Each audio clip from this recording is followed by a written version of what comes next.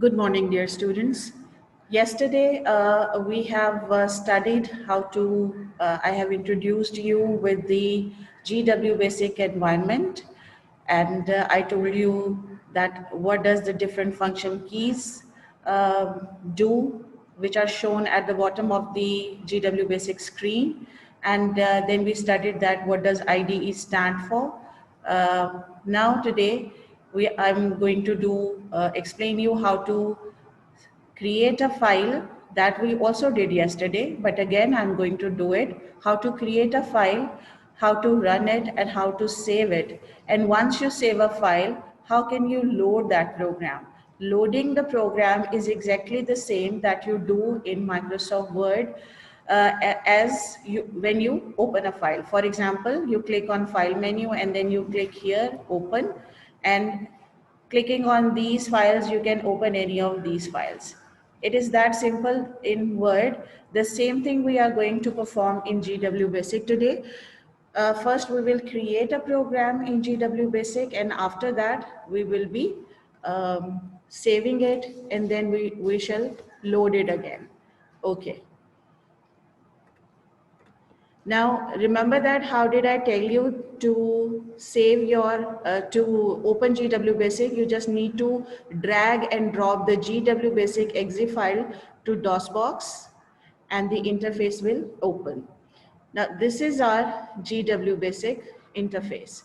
Here, I'm going to create another simple program, 10 CLS 20 input double quote starts to show a message, enter a number, inverted commas close, and that number will be stored in the variable n.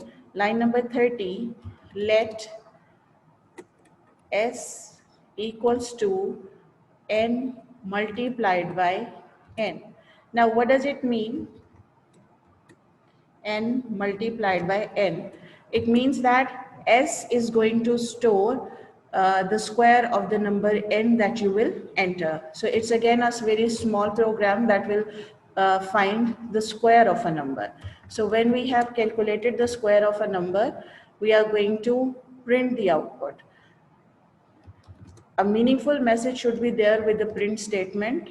The square of the given number, inverted commas close, is, where did you store the value for the square? It is in S.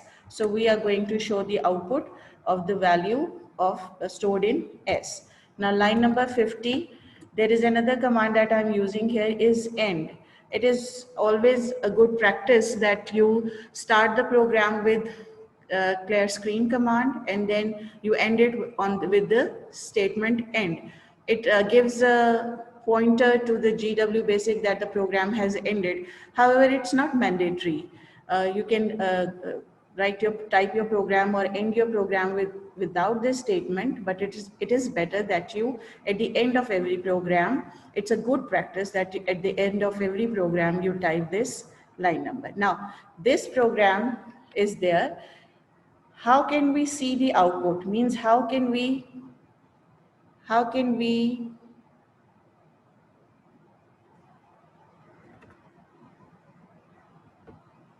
okay, I'm admitting some new students, right? So how can we see the output of this program is, as you remember, either you press the run command or you write the run command or you press the F2 key. Now the first message that I receive in the output screen is enter a number.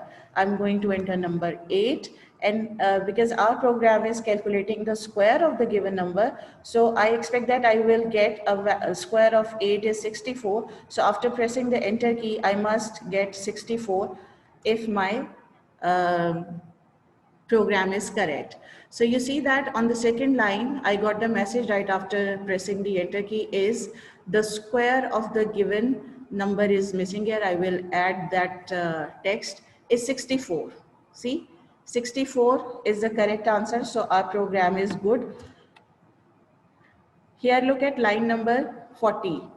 the square of the given, because this is the message that I have typed. I did not type here number, so it is not showing the number word in the output also.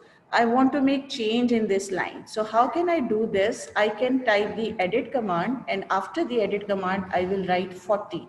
40 is the line number where I want to make change. So now the cursor is blinking under 40. I will move the right arrow key to the required place, and here I'm going to type number, enter the square of the given number. Okay, my message was incomplete without this word, so I'm going to type it here.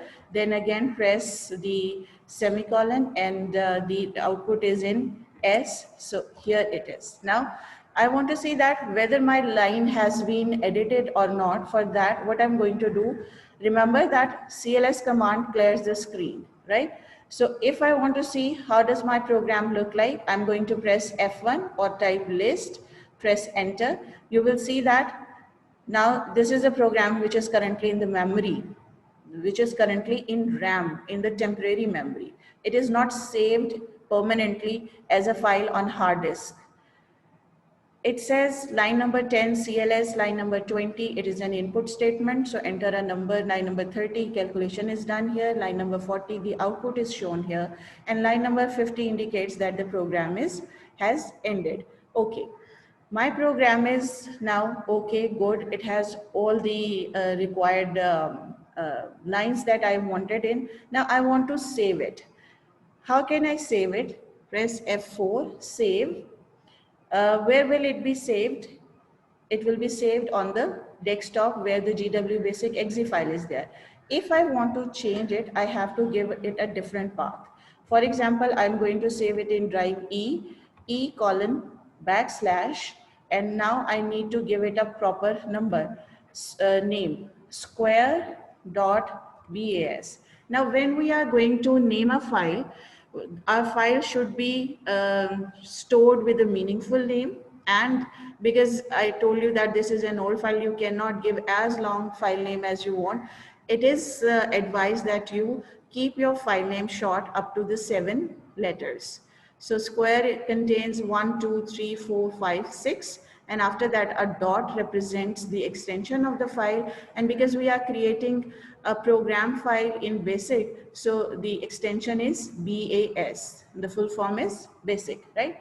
So this is now the path that I have given to store my file. As soon as I press the enter key, it is giving me an error, path not found. So it means that either this drive is not there. Let me check. I want to show you how does it look. Why there is this error here. Now you see that, okay, it is not allowing me to save my file here. Let me save it again. F4 E colon backslash SQ dot BAS. Right. I think I am facing a problem here. So let's save it on the desktop as we did it yesterday. F4 save, and then I will type square dot BAS. Now it's giving me a message, okay. Okay, I have to create a directory over here first to save it. Right. So the file sq.bas will be there on the desktop. Let's see, let's find our file here. Is it there on the desktop? SQ. Here it is. Another program file. Okay? As I told you yesterday that we cannot double click on a file and run it. We need to go back to our environment, GW basic environment, and save it. Okay. Am I